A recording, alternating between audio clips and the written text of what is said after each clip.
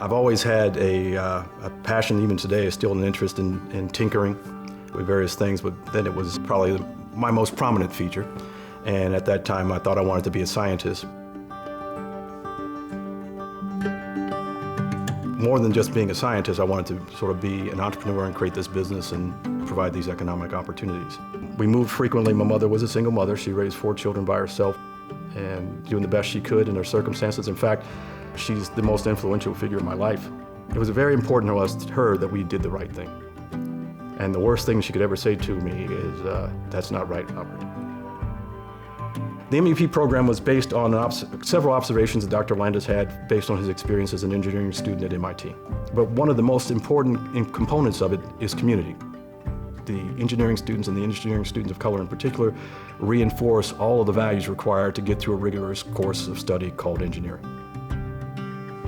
A lot of the sort of educational enrichment benefits that come from having that kind of network, that kind of community, as being the key missing ingredient that would spell the difference between success and failure for these students. Not the absence of talent, and not even the fact that they may not have had the right kind of preparation.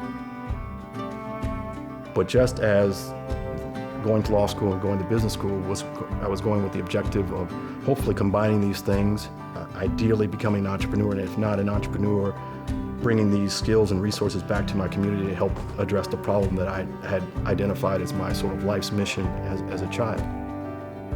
The other thing that happened and what put me in a position to have this kind of conversation was the Rodney King riots.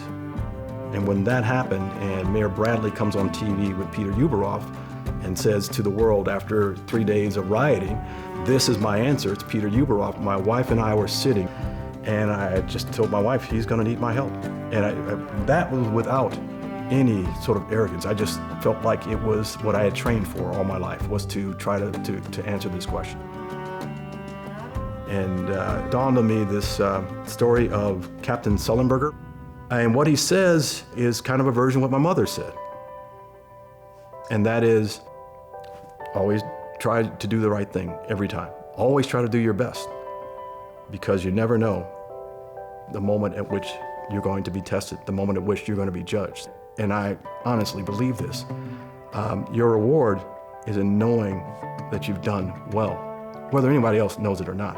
I don't know if that's part of the Northridge ethic, the Northridge credo, but I would urge anybody who's trying to figure out how they want to run their life to kind of adopt that philosophy.